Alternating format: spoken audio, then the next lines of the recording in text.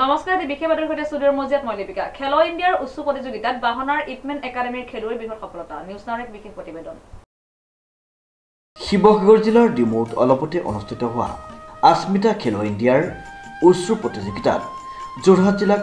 প্ৰতিনিধিত্ব কৰা বাহনা মহাবিদ্যালয়ৰ ইপমেন একাডেমীৰ খেলুৱৈসকলে বৃহৎ সফলতা অৰ্জন কৰে একাডেমীৰ বহুকেইগৰাকী ছোৱালী খেলুৱৈয়ে বিভিন্ন শাখাত পদক লাভ কৰি যোৰহাটৰ লগতে সমগ্ৰ বাহনা অঞ্চললৈ গৌৰৱ কঢ়িয়াই আনিবলৈ সক্ষম হৈছে উল্লেখযোগ্য যে উক্ত প্ৰতিযোগিতাত 70 কেজি সিনিয়ৰ শাখাত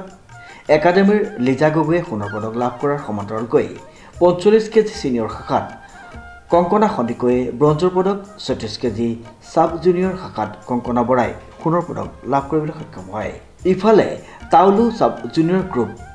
সি সাংকুৱান শাখাত একাডেমীৰ মেৰী সুজানাই সৰ্বাধিক পইণ্ট অৰ্জন কৰি সোণৰ পদক লাভ কৰাৰ উপৰিও 75 কেজি শাখাত লাকি মণ্ডলে ব্ৰঞ্জৰ পদক 65 কেজি শাখাত পূৰ্বালী গগৈয়ে ব্ৰঞ্জৰ পদক আৰু চিন্ময় ৰাজবংশীয়ে 70 কেজি শাখাত ৰূপৰ পদক লাভ কৰে খেলুৱৈসকলৰ এই সফলতাত যোৰহাট জিলা উচ্চ সন্থাৰ সম্পাদক চাউল কুমুদ গগৈ ইপমেন একাডেমীৰ মুখ্য প্ৰশিক্ষক চিফু এছ সিদ্ধাৰ্থ আৰু শুভাকাংক্ষীসকলে কৃতজ্ঞতা প্ৰকাশ কৰি একাডেমীৰ খেলুৱৈ সকলৰ উজ্জ্বল ভৱিষ্যত কামনা কৰে যোৰহাটৰ পৰা প্ৰশান্ত গায়নৰ ৰিপৰ্ট নিউজ নাও